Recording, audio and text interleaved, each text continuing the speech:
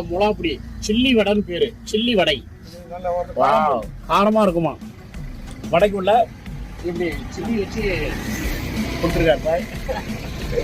நான் சாப்பிட்டு பார்க்குறேன் எப்படி இருக்குன்னு.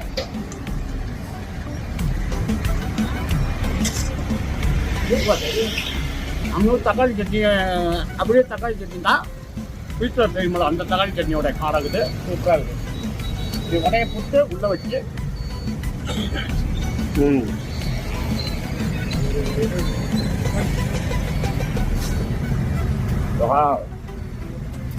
கொஞ்சம் அதிகமாக வச்சுருக்கேன். கொஞ்சம் காரம் கம்மி தான். இறால் வடை நம்ம மசாலா வடையிலேயே அப்படி இறாவா பதிவு பண்ணியிருக்காங்க. எனக்கு ரொம்ப பிடிச்சிருந்தது. அதுக்கு இந்த மாதிரி ஒரு காஞ்ச மிளகா கொடுத்துருக்காங்க.